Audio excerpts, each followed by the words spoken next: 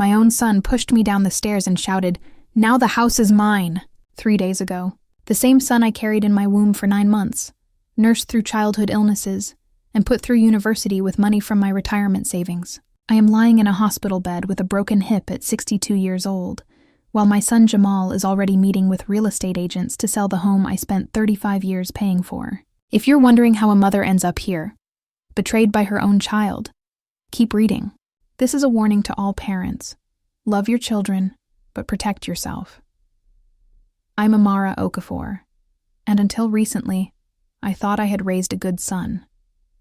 I sacrificed everything for him. My career, my savings, even my second marriage. I worked 2 nursing jobs to provide him with opportunities I never had growing up. My house in Baltimore, worth $320,000 now, was supposed to be my security for old age. Instead, it became the target of my son's greed, and I never saw it coming until I was tumbling down those stairs.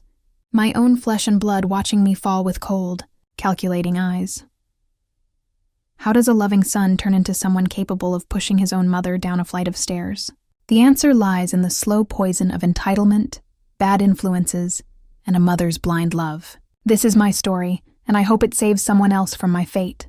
Please like and subscribe to my channel for more real-life stories that might just save your life one day. Growing up in Nigeria before immigrating to America at 19, I was taught that family is everything. My parents sacrificed to give me an education, and I did the same for Jamal after his father died when he was just 7 years old. I worked double shifts at Mercy Hospital to afford our modest home in a good school district. I wanted Jamal to have the American dream: college education, good job, happy family. And for many years, it seemed like we were on that path. Jamal was a bright student, popular in school, and seemed appreciative of the sacrifices I made. When he graduated from high school and got accepted to Howard University, I cried tears of joy. I took out a second mortgage on the house to pay his tuition, believing it was the best investment I could make. "Mama, I'll take care of you when I get my degree," he promised. "You'll never have to work again." I believed him with all my heart. After graduating with a business degree, Jamal got a good job at a marketing firm. He moved into his own apartment and seemed to be doing well. We had Sunday dinners together every week, and he'd help me with household repairs and my computer problems. He was still my sweet boy, or so I thought. The first small crack in our relationship appeared 3 years ago when Jamal lost his job. He told me it was company downsizing, but I later learned he was fired for lying about sales figures. He asked to move back home, just for a few months, until he found another position. Of course I said yes, what mother wouldn't? I cleared out the basement, made it comfortable for him, and welcomed him home. A few months turned into 6, then a year. Jamal would sleep until noon, spend his days playing video games, and his nights out with friends. When I gently asked about his job search, he'd get defensive. "The job market is tough, Mama. You don't understand how it is these days." When I suggested he take any job to help with bills, he'd remind me of all the sacrifices I'd made for his education. "You wanted me to have a career, not flip burgers." My friend Esther, who I've known since we both arrived in America, noticed the change in our dynamic before I did. She came over for tea one afternoon while Jamal was out. "Amara, you look tired," she said, concern evident in her eyes. "Is everything okay with Jamal living here?" "Of course," I answered quickly. "He's just going through a rough patch." Esther set down her teacup. "A rough patch that's lasted a year? And he doesn't contribute to the bills?" I defended him. "He's my son. It's my job to help him, yes, but not enable him," Esther replied. "My son Daniel went through something similar, but I made him pay rent even when he lived at home. It motivated him to find work quickly." I dismissed her concerns, thinking she didn't understand the special bond Jamal and I shared. "Every family is different," I told her. "Jamal will get back on his feet soon." But a year became 2, and something started to change in my son. He began bringing expensive things into the house: a new laptop, designer clothes, a large TV for his room. When I asked how he could afford these things without a job, he said he was consulting and making deals online. I wanted to believe him. Then came Kira. Jamal met her at a club, and within weeks was telling me she was the one. Kira was beautiful. I'll give her that, but something about her made me uneasy from our first meeting. She never looked me in the eye when speaking to me, and her questions always seemed to focus on the house and my finances. "This is such a beautiful home, Ms. Okafor," she said during her first visit. "You must have worked so hard for it." "Yes," I replied. 35 years of mortgage payments. "And it's all paid off now?" she asked, eyes darting around the living room as if mentally calculating its value. "Not quite," I said, uncomfortable with the question. "A few more years to go." Jamal shot me a look. "Mama, don't be so private. Kira's family, or will be soon." That was the first time I felt a chill of worry. Jamal had never questioned my privacy before. Over the next few months, Jamal and Kira became inseparable. She practically lived at my house, eating food I cooked, using utilities I paid for. Whenever I brought up concerns about Jamal's lack of employment, Kira would interject. "Jamal is an entrepreneur now, Ms. Okafor. Traditional jobs are for people without vision." One evening, I overheard them talking in Jamal's room. I hadn't meant to eavesdrop, but their voices carried through the heating vent. "I don't understand why we're still living here," Kira complained. "This house is worth a fortune, and she's just one old woman." "Be patient," Jamal replied. "I'm working on it. Once I get my name on the deed, we can decide what to do. Your mom is never going to add you to the deed unless she thinks she's dying," Kira said. "We need to speed things up." I stood frozen in the hallway, unable to believe what I was hearing. My son, my Jamal, was plotting to take my home, the home I had sacrificed everything for, the home that was meant to support me in my old age. The next day, I called my old friend Thomas, who works as a financial advisor. I told him what I'd overheard and asked for advice. "Amara, you need to protect yourself," Thomas said gravely. "Do not add Jamal to your deed no matter what, and consider speaking with an attorney about your estate planning." I took Thomas's advice and made an appointment with an attorney, Ms. Rosenberg, for the following week. I didn't tell Jamal about it, but that Sunday over dinner, Jamal brought up the subject of the house. "Mama," he said, pushing his jollof rice around his plate, "I've been thinking about your future. You're working too hard at your age." "I'm only 62, Jamal. Hardly ready for the nursing home," I joked. He didn't smile. "I'm serious. You should retire, enjoy life. If you added me to the deed of the house, I could help manage things. Maybe even take out a small loan against the equity to give you some retirement money." I looked at my son, trying to see the boy I raised in the man before me. "The mortgage is nearly paid off. I don't want any loans against it. But Mama, what if something happens to you? There would be inheritance taxes. If my name was already on the deed, we could avoid all that." The concern in his voice sounded genuine, and for a moment, I almost believed him. But then I remembered what I'd overheard. "I appreciate your concern," I said carefully, "but I already have estate plans in place." It was a lie. My appointment with Ms. Rosenberg wasn't until the following week, but I needed to buy time. Jamal's face darkened. "You do? You never mentioned that before." "There are many things we don't discuss, son. Like where your money comes from to buy expensive electronics when you don't have a job." He pushed back from the table. "I told you I'm working on business deals." "What kind of business deals?" "Nothing you would understand." That night, I couldn't sleep. I kept thinking about the look in Jamal's eyes when I refused to add him to the deed. It wasn't disappointment or concern. It was anger. The next morning, I called Ms. Rosenberg and moved our appointment up to that afternoon. "I need to protect my house," I told her as soon as I sat down in her office. "My son is trying to get me to add him to the deed, and I think he has bad intentions." Ms. Rosenberg listened as I explained the situation. "You're right to be concerned, Ms. Okafor. Adding someone to your deed gives them equal ownership rights. They could force a sale of the property against your wishes." She helped me create a will and living trust that would protect my assets, including specific provisions about the house. This way, your son can inherit according to your wishes, but cannot access anything while you're alive. As I left her office with the documents, I felt both relieved and deeply sad. I had just taken legal steps to protect myself from my own child. Where had I gone wrong as a mother? When I returned home, Jamal's car was in the driveway, which was unusual for a weekday afternoon. I found him and Kira in the kitchen looking through my mail. Jamal, what are you doing with my mail? I demanded. He didn't even look guilty. Just helping you organize, Mama. You got a letter from the bank about the mortgage. He held up an envelope. I snatched it from his hand. That's private. Private? I'm your son. Why are you keeping secrets? Where I was today is none of your business either, I said, clutching my purse with the legal documents inside. Kira smirked. We know where you were. Your friend Esther called looking for you, and we told her you'd be back from the lawyer's office soon. You lied to my friend? Did we? Jamal asked, stepping closer. Or did you just visit a lawyer? The look in his eyes sent a chill down my spine. He knew. Somehow he knew exactly what I'd done.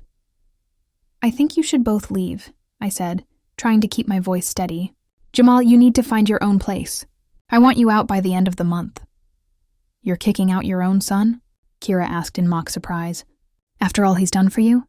What exactly has he done for me? I asked. Live rent-free for 3 years? Lie about his income? Plot to steal my house? Jamal's face contorted with rage. This house should be mine. I'm your only child. This house is mine, bought with my hard work. You have no right to it until I'm gone. And even then, only if I choose to leave it to you. You ungrateful. Jamal stopped himself, but his hands were clenched into fists. Please leave, I repeated. Both of you, now. To my surprise, they did. Jamal grabbed his keys and jacket, and they stormed out. As I heard his car screech down the street, I sank into a kitchen chair, shaking. I called Esther immediately. They confronted me about seeing a lawyer, I told her. I don't feel safe, Esther. Come stay with me, she offered without hesitation. Just until things cool down. No, I said, finding my determination. This is my house. I won't be driven from it. But I did call a locksmith and had the locks changed that afternoon. I also called my supervisor at the hospital and took a week of emergency leave. I needed time to figure out what to do next. That evening, as I was making dinner, my doorbell rang. Through the peephole, I saw Jamal, alone. He looked calmer, and my heart lurched with hope. Maybe he'd come to apologize. I opened the door but kept the security chain on. Yes, Jamal? Mama, I'm sorry about earlier, he said, looking genuinely contrite. I was shocked about the lawyer and I reacted badly. Can I come in so we can talk? I hesitated. I think we need some space right now. Please, Mama, I'm your son. Let's not let a misunderstanding come between us. Against my better judgment, I closed the door, unfastened the chain, and reopened it. Jamal stepped inside and hugged me. It felt like having my little boy back, and tears sprang to my eyes. I'm sorry, too, I said, but you must understand that this house is my security for old age. Of course, he said, following me into the kitchen. I was just worried about you, that's all. What did the lawyer advise? I stirred my stew, choosing my words carefully. Just some basic estate planning. Nothing to worry about right now. Did you make a will? Jamal, that's private. He was quiet for a moment, then asked, Is my name on the house in your will? I turned to face him. I'm not discussing this with you. But I want you to know that I expect you to find your own place by the end of the month. You're 35 years old. It's time. You're throwing me out? After everything? I'm not throwing you out. I'm asking you to be an independent adult. This is about Kira, isn't it? You never liked her. This is about your behavior, Jamal. The lying, the secrecy, the sense of entitlement to my property. He paced the kitchen. You know what? Fine, I'll leave, but you'll regret treating me this way.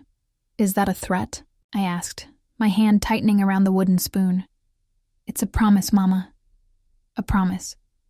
He left without another word, and I locked the door behind him, my hands shaking. I called Esther again. He came back, tried to find out about my will, then threatened me when I told him he needed to move out. Amara, please come stay with me, Esther begged. I don't like this situation. I'll be fine. I changed the locks. He doesn't have a key anymore. But as I tried to sleep that night, every creak and groan of the old house startled me awake. What had happened to my sweet boy? Had he always been this way and I just couldn't see it? Or had something changed him? And what would he do next? The answer came sooner than I expected, and in a way I could never have imagined. 2 days after our confrontation, I came home from grocery shopping to find my front door unlocked. I was sure I had locked it. I'd been double-checking every lock since changing them. Heart pounding, I set my groceries on the porch and called the police. "I think someone broke into my house," I told the dispatcher. "Is the intruder still inside?" she asked. "I don't know. I haven't gone in. Stay outside. Officers are on their way."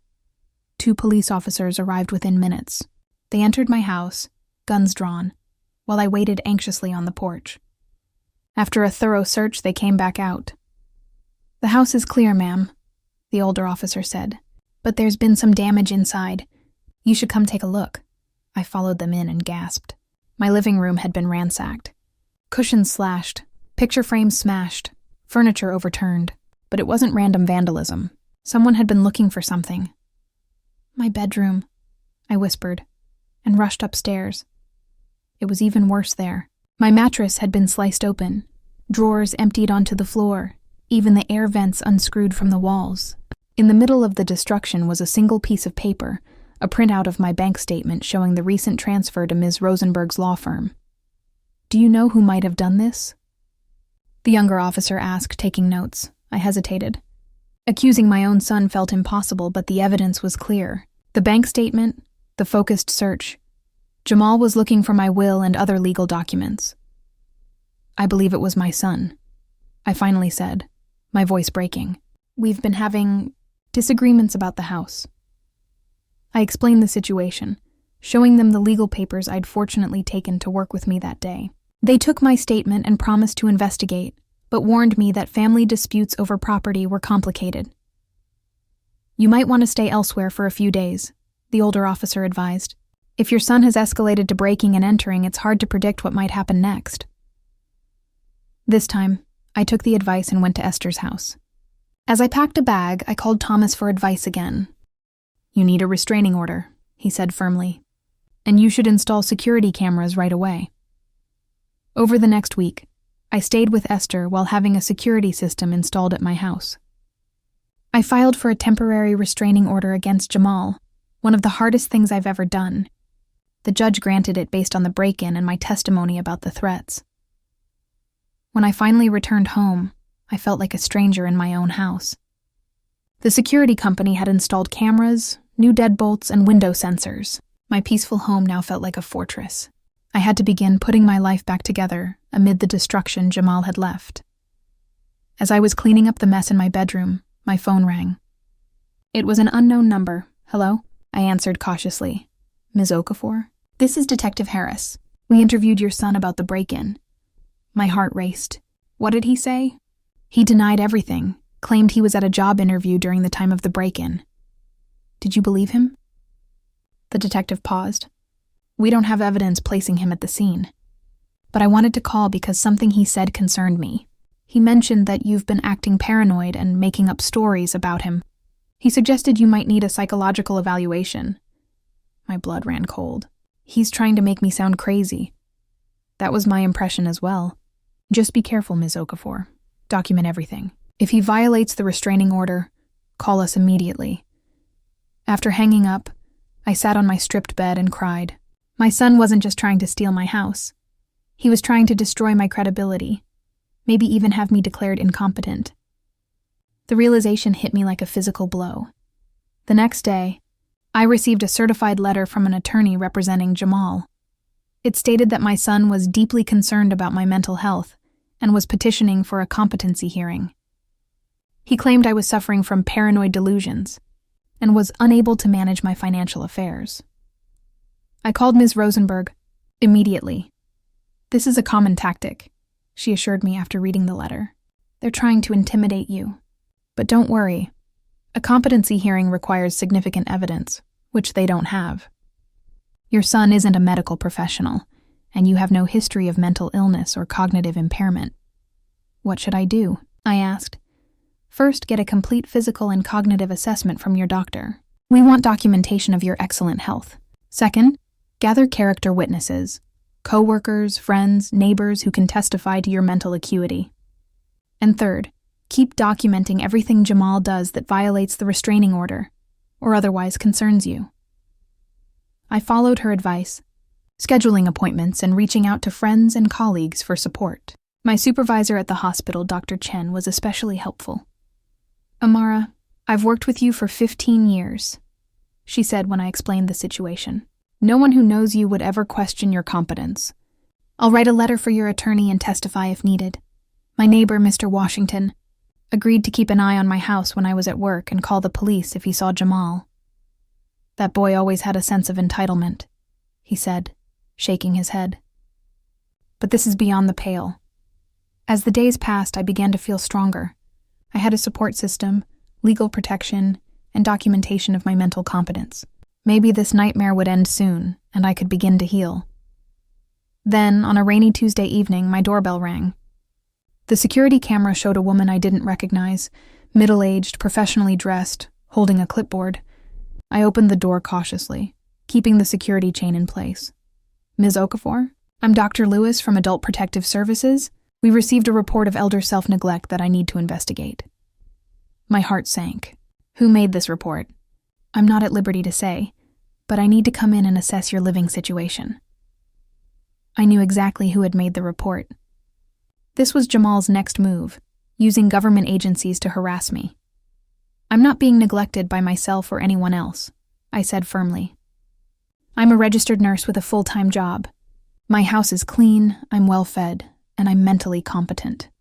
She peered past me into the entryway. "I still need to complete an assessment. It's standard procedure. Do you have a court order?" She seemed taken aback. "No, but then I declined the assessment. You can contact my attorney, Ms. Rosenberg, if you need further information." I gave her the contact information and closed the door, then immediately called Ms. Rosenberg to report what had happened. "Good for you," she said. "You're under no obligation to let them in without a court order. I'll contact Adult Protective Services and explain the situation."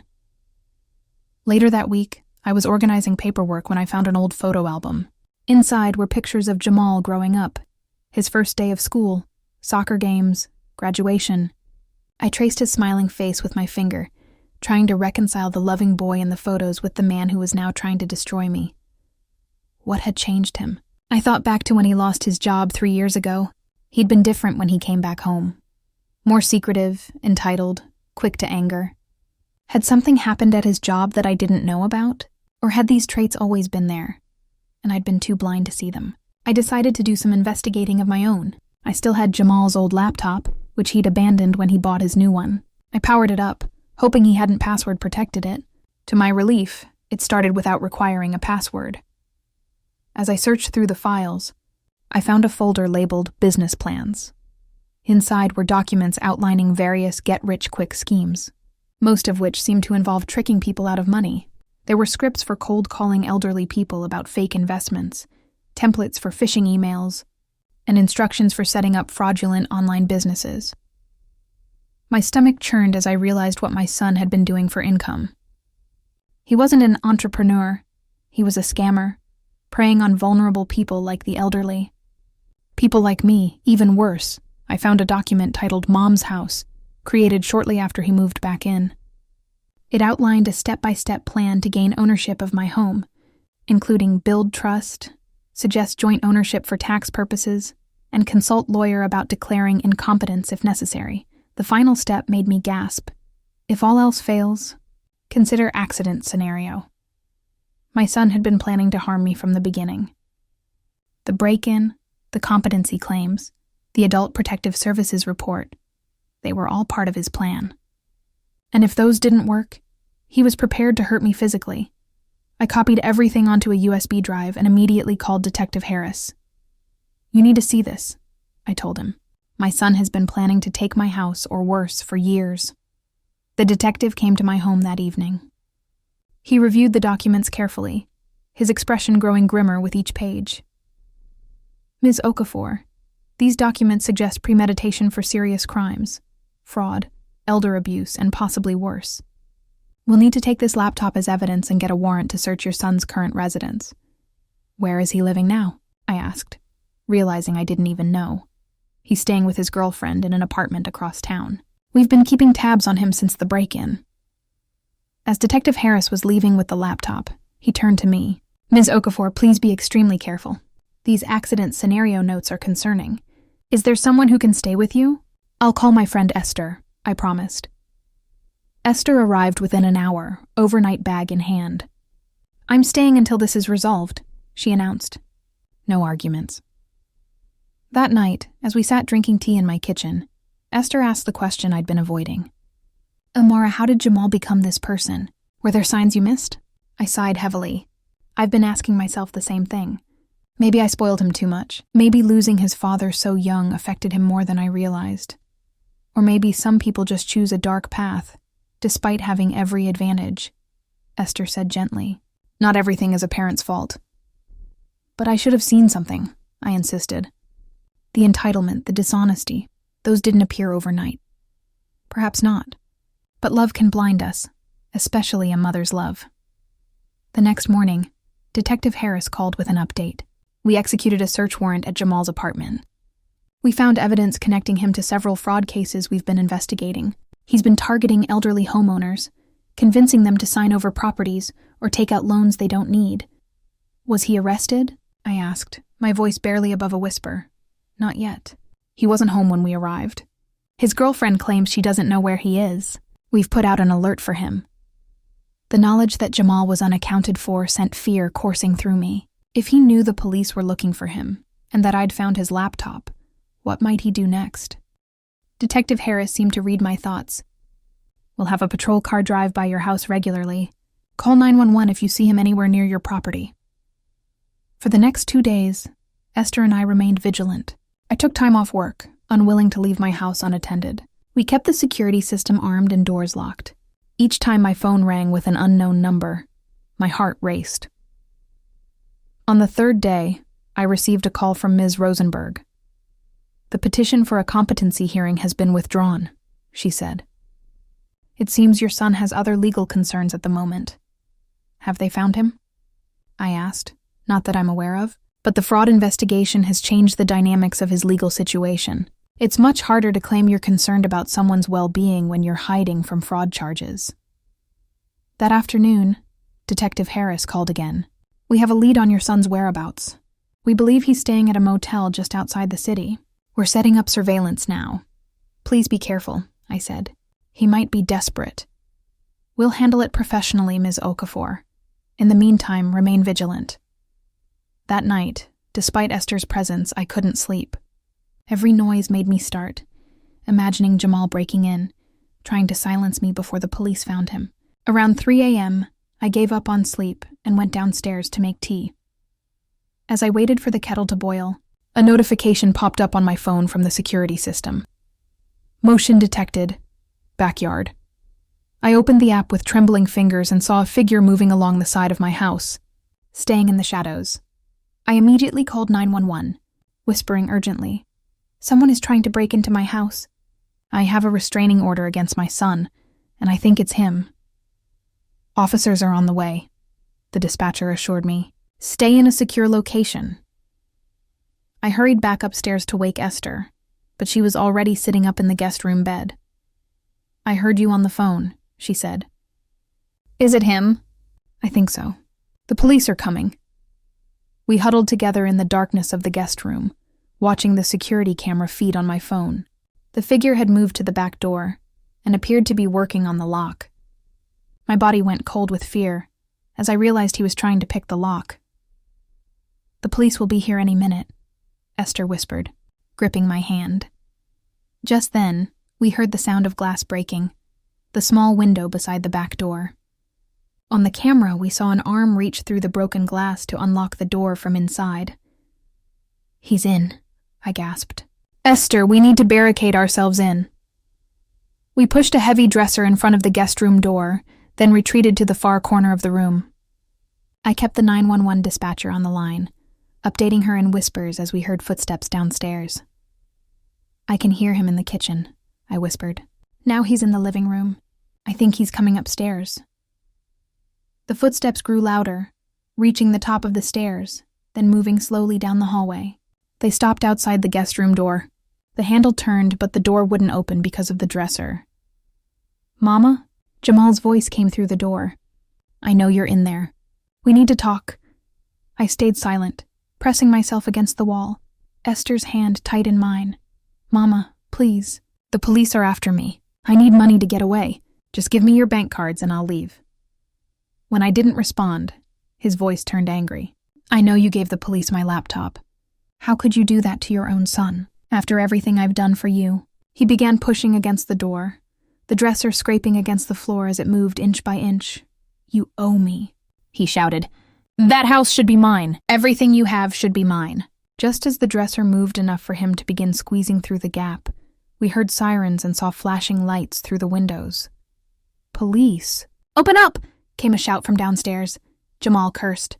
This isn't over, Mama, he hissed through the gap in the door. I'll be back. We heard him running down the hallway, then down the stairs. On my phone, the security camera showed him fleeing through the backyard just as police officers entered through the front door. He went out the back. I shouted down to them, finally finding my voice. The officers pursued him, but by the time Esther and I made it downstairs, Detective Harris was shaking his head. He got away, he said. But we'll find him. He can't run forever. As the officers took our statements and collected evidence from the break-in, I sat on my sofa, wrapped in a blanket, feeling utterly drained. My own son had tried to break into my home in the middle of the night, threatened me, and fled from police.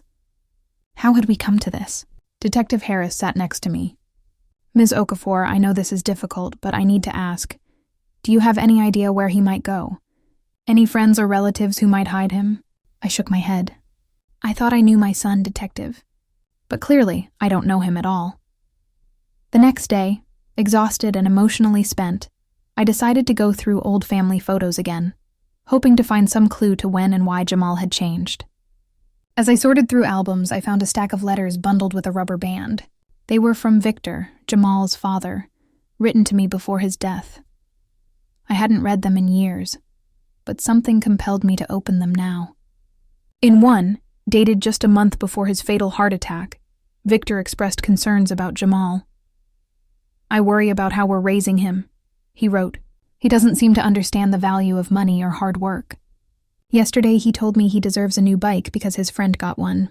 When I suggested he earn it by doing chores, he became angry and said we owe him because we brought him into this world. He's only 6, but this sense of entitlement concerns me. I sat back, stunned. Had the seeds of Jamal's behavior been planted so early? Had I missed the warning signs? Or worse, encouraged them after Victor died by overcompensating, giving Jamal everything without expecting anything in return? Another letter caught my eye. This one from Victor's sister in Nigeria. I noticed that Jamal never says thank you for gifts, she wrote after visiting us. And when you tell him no, he becomes sullen and manipulative. Amara, I know you want to give him everything because he lost his father, but children need boundaries to develop character. I had dismissed her concerns at the time, thinking she didn't understand American children. But now, her words seemed prophetic. As I continued searching, I found Jamal's high school disciplinary records, which I'd kept hidden away. There had been incidents: cheating on tests, bullying other students, stealing small items from classmates. Each time I'd defended him to the school, made excuses, paid for the stolen items. Each time I'd defended him to the school, made excuses, paid for the damages, and never enforced real consequences. There was a pattern here that I'd been blind to. A lifetime of entitlement, lack of accountability, and manipulation, and I had enabled it every step of the way. The next morning, Detective Harris called with news. We've located your son, Ms. Okafor. He was trying to cross the state line. He's in custody now. Relief washed over me, followed immediately by grief. What happens next? He'll be arraigned on multiple charges: breaking and entering, violation of a restraining order, fraud, and attempted theft. Given the evidence we have, including his written plans and the security footage, the prosecutor feels confident about the case. I thanked the detective and hung up, then sat in silence for a long time. My son was in jail. He had tried to steal my home, declared me mentally incompetent, and potentially planned to harm me. Yet still, my heart ached for him, for the little boy he once was, for the man he could have been. Esther found me still sitting there an hour later. Jamal's been arrested, I told her. He's facing serious charges. She sat beside me and took my hand.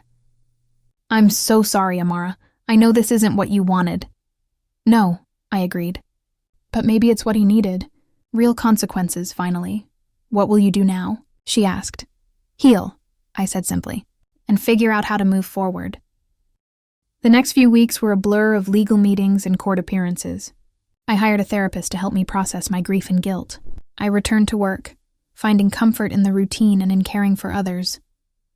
My colleagues rallied around me, covering shifts when I needed time off for court dates. At Jamal's arraignment, I saw him for the first time since the night he broke in. He looked smaller somehow, diminished in his orange jumpsuit. When our eyes met across the courtroom, he quickly looked away. He pleaded not guilty to all charges, despite the overwhelming evidence against him. Ms. Rosenberg had warned me this might happen. Narcissists rarely admit fault, she explained. It goes against their fundamental understanding of themselves. The prosecutor approached me after the hearing.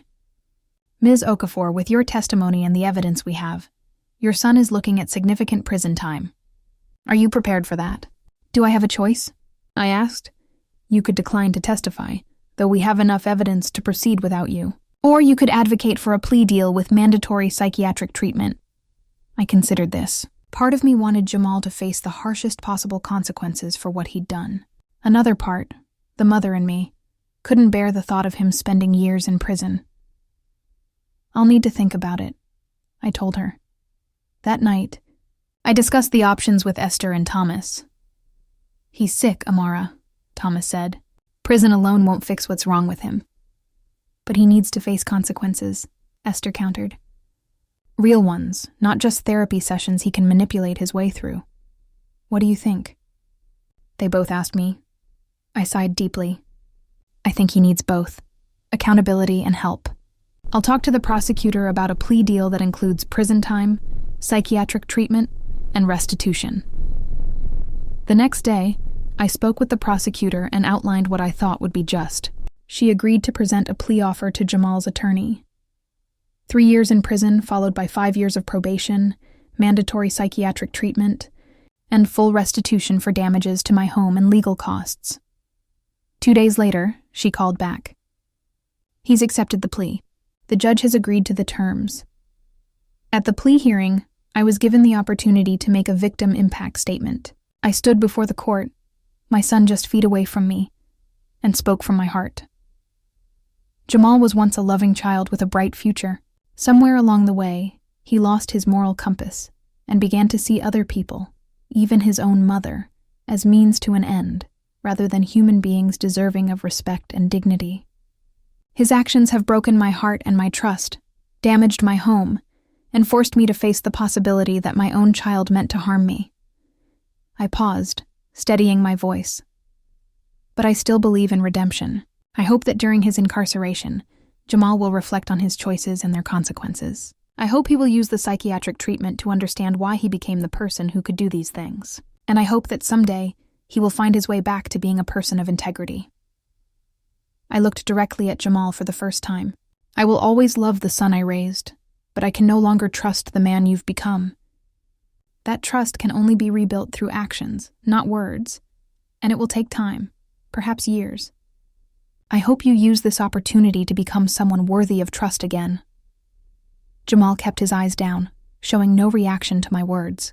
The judge sentenced him according to the plea agreement, and officers led him away. I felt no triumph, only a profound sadness. Outside the courthouse, Detective Harris approached me. That was a powerful statement, Ms. Okafor. Not many people could show such compassion after what you've been through. He's still my son, I said simply.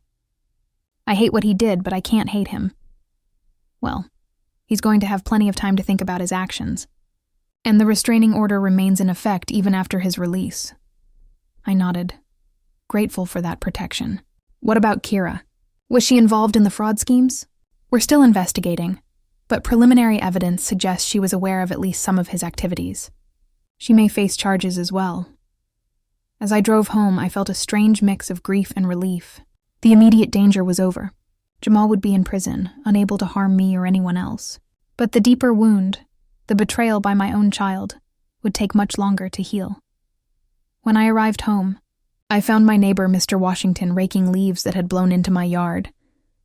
Heard about the sentencing on the news, he said. Thought you might need some help around the house. Thank you, I said, touched by his kindness. But you don't have to do that. Neighborhood looks out for its own, he replied simply, continuing to rake. My wife's got a casserole for you too. Says you probably haven't been eating right with all this stress. His matter-of-fact kindness brought tears to my eyes. While my own son had betrayed me, my community had stepped up to support me.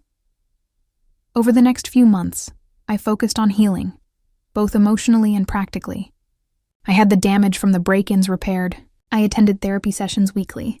I spent more time with friends and colleagues, rebuilding the social connections that had weakened during the years I'd focused exclusively on Jamal. Also devoted time to learning about narcissistic personality disorder and other conditions that might explain Jamal's behavior. Understanding didn't excuse his actions, but it helped me make sense of what had happened. 6 months after Jamal began his sentence, I received a letter from him. My hands trembled as I opened it, unsure what to expect. Dear Mom, it began. I've been doing a lot of thinking in here. The psychiatrist says I have something called NPD, narcissistic personality disorder. She says it explains a lot about why I did what I did. I didn't think about how my actions would hurt you.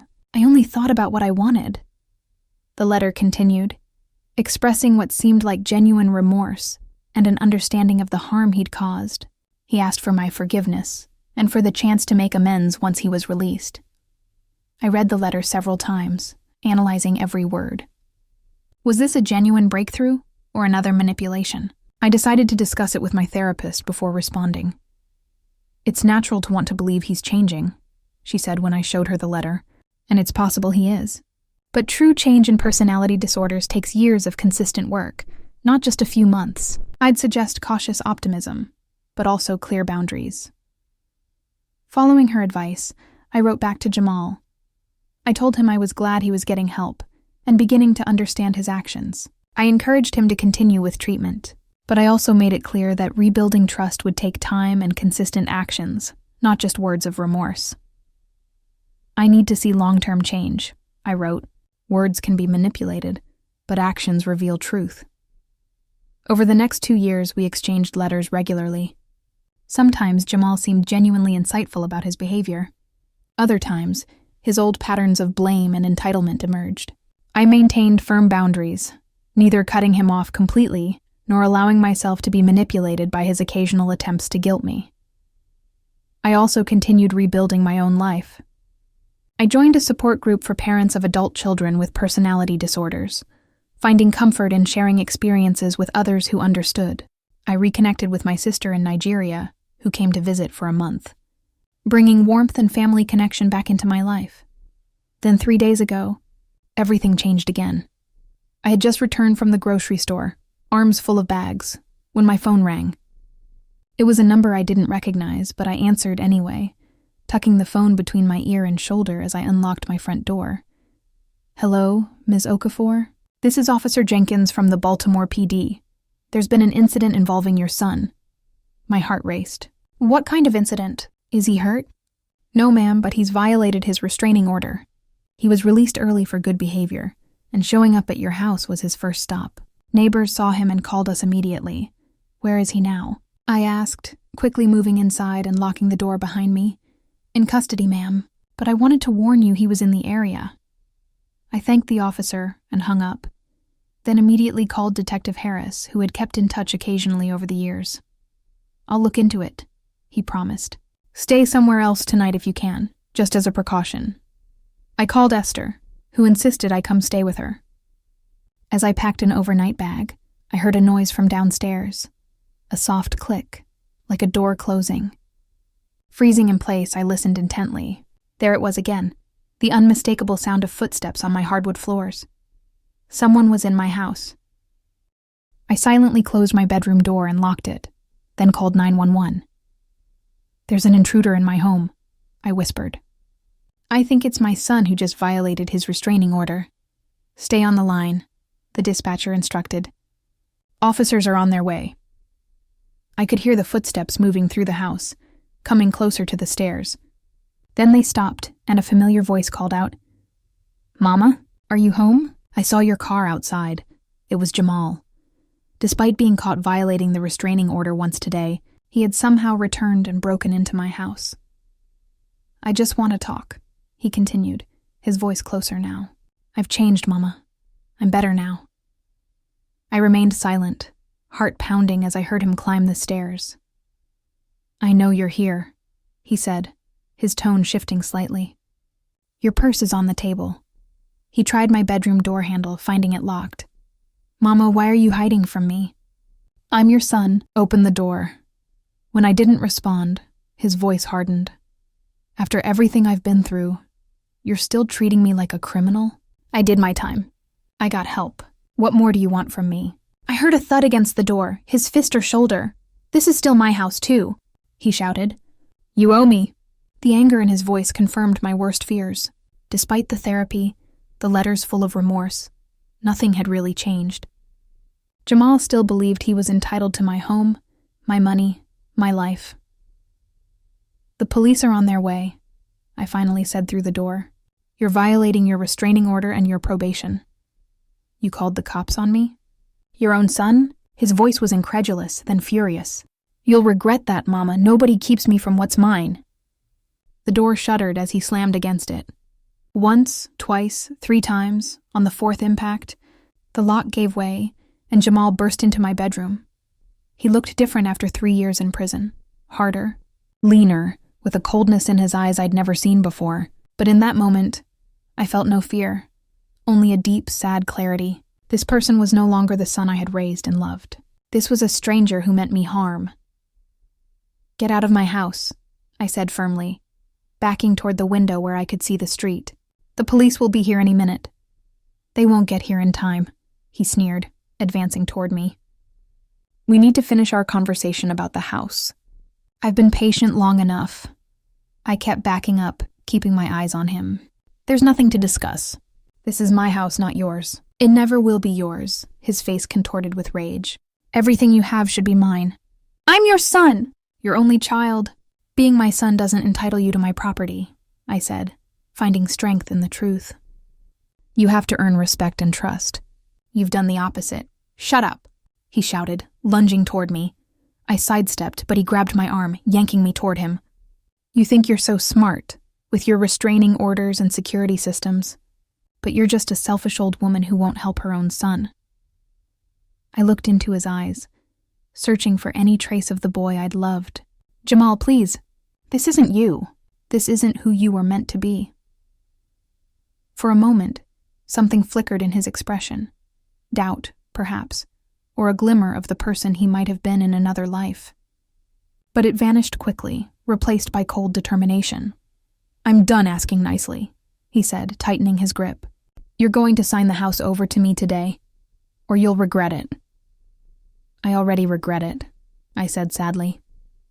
"I regret not setting boundaries earlier. I regret enabling your sense of entitlement. I regret not seeing who you really were until it was too late." My words seemed to enrage him further. He shoved me toward the door. "We're going downstairs to get your checkbook and house papers. Now." "No," I said simply, planting my feet. He stared at me in disbelief, then grabbed both my shoulders. "You don't get to say no to me!" As he began forcing me toward the door, I heard sirens in the distance. Jamal heard them too, his head snapping toward the window. "Damn it," he cursed. "We need to hurry." He began pushing me roughly toward the hallway. As we reached the top of the stairs, I resisted, trying to break his grip. "Let me go, Jamal. It's over. The police are almost here." "It's not over until I say it's over," he hissed, yanking me forward.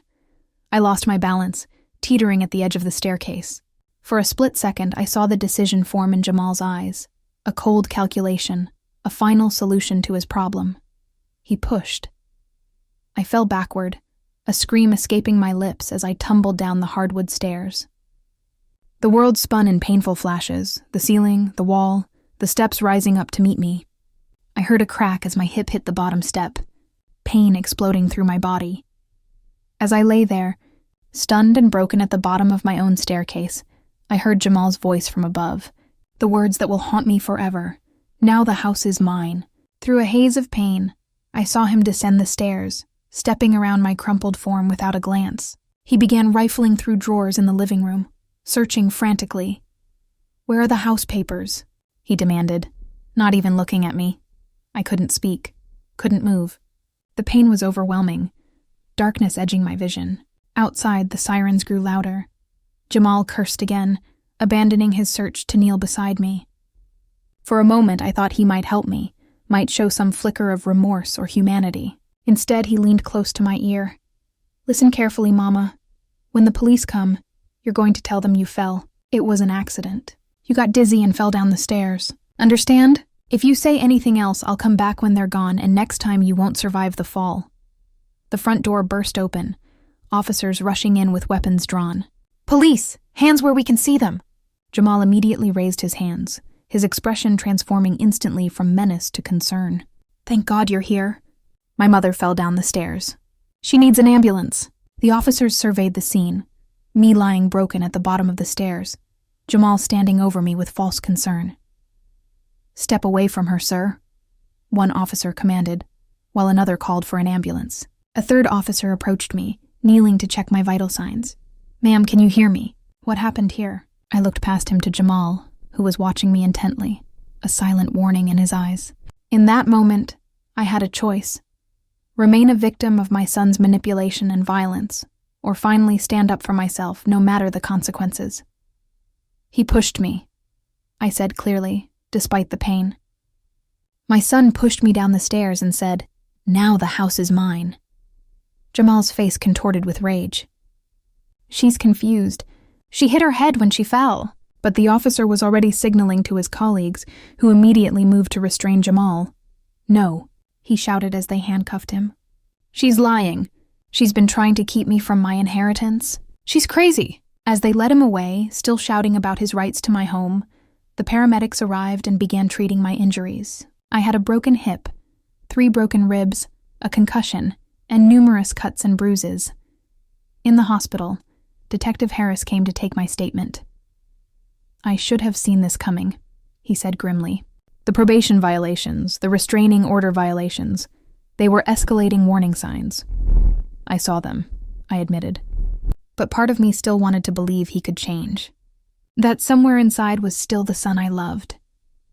"Ms. Okafor, I've worked family cases for 20 years. Some people just don't have it in them to change, no matter how many chances they get." He was right, of course. Despite years of therapy, despite the letters filled with seeming insight and remorse, Jamal's core belief remained unchanged. He was entitled to what was mine, and if he couldn't manipulate it from me, he would take it by force. The surgeons repaired my broken hip, but the doctors say I have months of physical therapy ahead. I'm writing this from my hospital bed, where I've had plenty of time to reflect on the long, painful journey that brought me here. How did my sweet little boy become a man who could push his own mother down the stairs? Was it something in his nature from the beginning? A seed of darkness I failed to recognize? Was it my own enabling behavior, my inability to set boundaries and enforce consequences? Or was it some complex combination of factors beyond either of our control?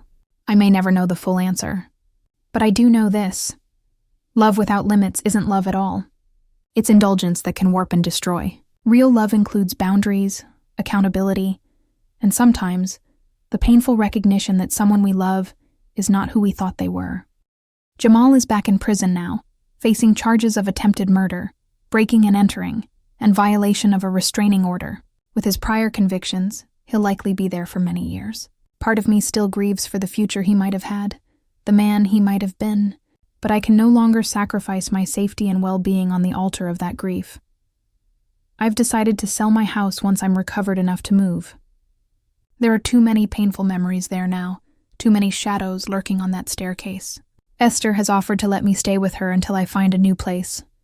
Smaller, more manageable, but most importantly, mine alone.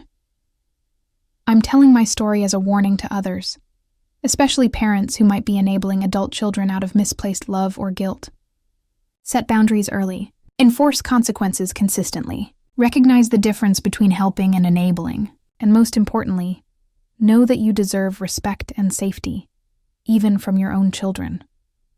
Today, as I look toward an uncertain future, I find strength in knowing that I finally stood up for myself. I told the truth about what Jamal did despite his threats. I chose my own well-being over the false hope of a reconciliation that would never come. It's a bitter victory, but a victory nonetheless. If you're reading this and recognize your own situation in my words, please don't wait until you're lying at the bottom of a staircase to act. Get help, set boundaries, protect yourself. Your life and safety matter. Thank you for listening to my story. If it helps even one person recognize and escape a toxic family situation, then some good will have come from my pain. Please like and subscribe to my channel for more real-life stories that might just save your life one day. The judge's gavel came down with a decisive crack that echoed through the courtroom. Jamal Okafor, having been found guilty of attempted murder, breaking and entering, and violation of a restraining order, this court sentences you to 25 years in prison without the possibility of parole for 15 years. I sat in the witness box, leaning on my cane, watching as the man who was once my beloved son was led away in handcuffs. His face showed no remorse, only rage and entitlement. As he passed me, he spat out one final threat. This isn't over. But it was over. Finally completely over. The trial had been grueling. I'd had to recount every painful detail of our relationship, from my early enabling to the final terrible moment when he pushed me down the stairs. Jamal's defense attorney had tried to paint me as confused, vindictive, even mentally unstable, but the evidence was overwhelming. The security camera footage showing Jamal breaking in, my consistent testimony, the documented history of his fraud and manipulation, and most damning of all, the words multiple witnesses had heard him shout, "Now the house is mine." After the sentencing, reporters crowded around me as I left the courthouse, supported by Esther on one side and Detective Harris on the other. "Ms. Okafor, how do you feel about the verdict?" one asked, thrusting a microphone toward me. "Justice has been served," I said simply. "But there's no triumph in seeing your child sentenced to prison. Only sadness for what might have been." "Do you have any advice for other parents facing similar situations?" another reporter asked. I paused, considering. "Trust your instincts. If something feels wrong in your relationship with your adult child, it probably is. Set boundaries early, enforce them consistently, and remember that enabling is not the same as loving." Later that evening, sitting in Esther's living room with a cup of tea, I finally allowed myself to fully feel everything I'd been holding back during the trial. The grief, the anger, the relief, and most of all, the exhaustion of carrying this burden for so long. "It's really over," I whispered, more to myself than to Esther. "Yes," she said, taking my hand. "And now the healing can truly begin." The next day, I met with a real estate agent to begin the process of selling my home. Walking through the rooms with her, I felt like a ghost haunting my own past. Every corner held memories, some beautiful, some terrible. The kitchen where I'd taught Jamal to bake cookies when he was 7. The living room where we'd celebrated his college acceptance. The stairs where he'd tried to kill me. "It's a lovely home," the agent said, making notes. "It should sell quickly." "Good," I replied. "I'm ready to move on." As we finished the tour, I noticed something I'd missed before. A small crack in the wall by the front door, likely from when Jamal had broken in that last time. A physical reminder of the damage he'd caused, hidden in plain sight. How many other signs had I missed over the years? How many cracks had I plastered over, pretending everything was fine when it wasn't? That night, I called my sister in Nigeria. "I've been following the case in the news," she said. "Oh, Amara, I'm so sorry. I should have listened to you years ago," I told her. "You saw what I couldn't or wouldn't see. You saw it too," she replied gently. "You just weren't ready to accept it. Love makes us blind sometimes, especially a mother's love." "I'm selling the house," I told her. "I need a fresh start." "Why don't you come stay with me for a while?" she suggested. "Get away from Baltimore, from all the memories. Nigeria has changed since you left. There's so much I could show you." The idea appealed to me more than I expected. A return to my roots, away from the pain of the last few years. "I might do that," I said. "Let me finish the house sale and my physical therapy first." Over the next few months, I focused on healing, physically, emotionally, spiritually. The broken bones mended faster than the broken trust and shattered illusions. But gradually, I began to feel stronger in every way. I joined a support group for parents of estranged adult children, where I found understanding and solidarity among others who had made the difficult decision to cut ties with toxic family members. Their stories varied, but the underlying themes were the same: manipulation, entitlement, exploitation, and the gut-wrenching choice between self-preservation and parental devotion.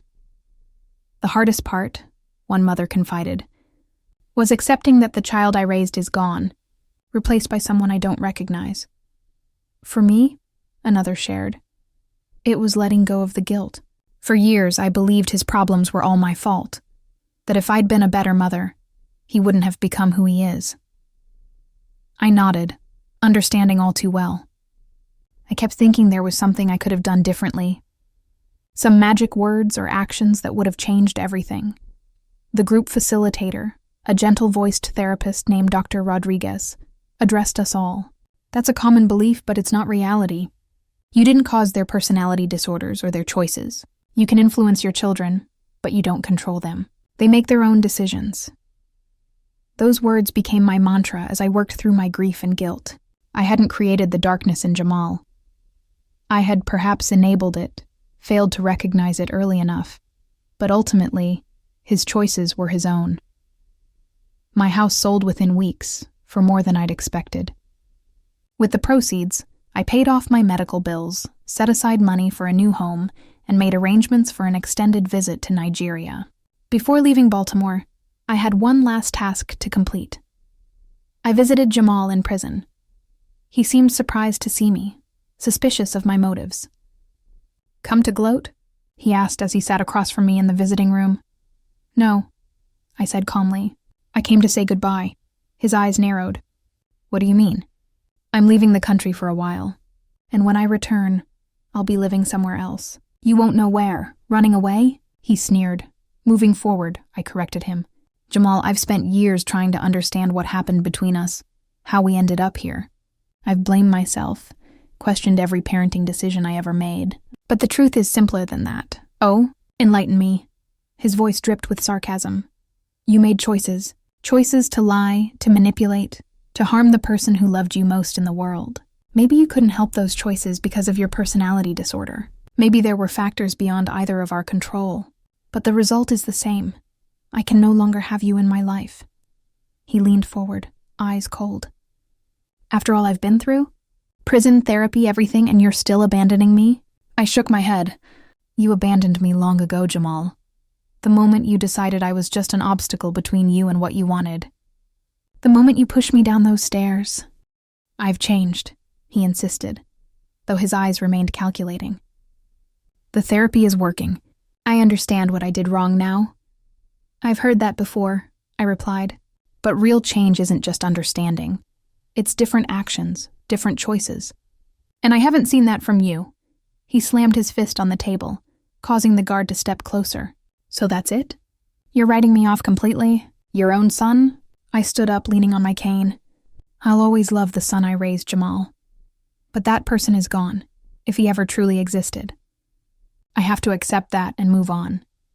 As I turned to leave, he called after me, his voice suddenly desperate. "Mom, please, don't leave me here alone." I paused, my heart breaking one final time for what might have been. "You're not alone, Jamal. You have therapists, counselors, support services. Use them. Work on yourself. Not for me, not to get anything from me, but for you. Because the path you're on leads nowhere good. And if I do," he asked, "if I really change, then live a good life," I said simply. That's all any parent really wants for their child. I walked away without looking back, knowing it might be the last time I ever saw him. The grief was there, a dull ache in my chest, but alongside it was something new, a sense of peace, of closure. 2 weeks later, I boarded a plane to Nigeria. As the aircraft lifted off, I looked down at the city that had been my home for over 40 years, feeling both loss and possibility. I was leaving behind not just a house and painful memories, but the weight of expectations, the burden of toxic love, the exhaustion of constant vigilance. My sister met me at the airport in Lagos, embracing me tightly. "Welcome home, Amara." "Thank you," I said, feeling tears well up. It's good to be here. Over the next 6 months, I reconnected with my roots, with family I hadn't seen in decades, with a culture that still felt familiar despite my long absence. I visited the village where I grew up, now transformed but still recognizable in its bones. I shared my story with cousins, aunts, nieces, and nephews, finding unexpected healing in their understanding and support. Family is important, my oldest cousin told me one evening, as we sat watching the sunset, but not at the cost of your soul.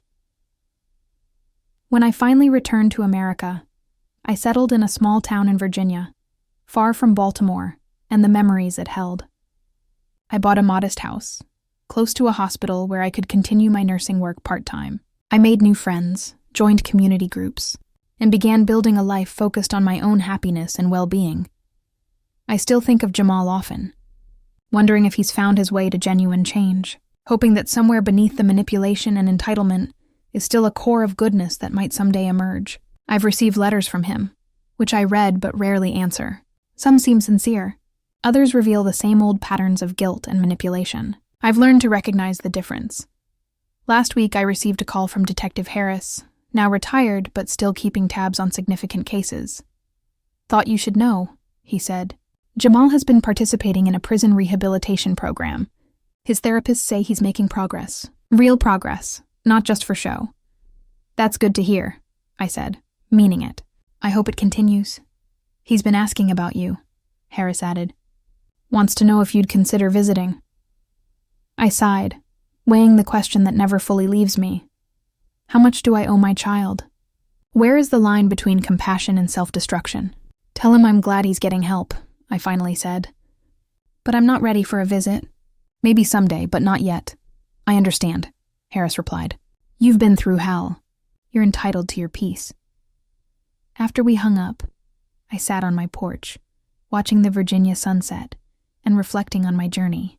From the terrified woman at the bottom of those stairs to the person I am now, stronger, wiser, more self-aware. The scars remain, both physical and emotional, but they no longer define me.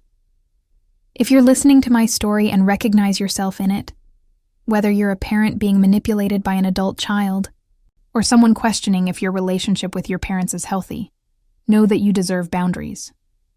You deserve respect. You deserve safety. Family should be a source of love and support, not exploitation and harm. Blood ties don't justify abuse, and sometimes the most loving thing you can do, both for yourself and the toxic person, is to step away and break the cycle.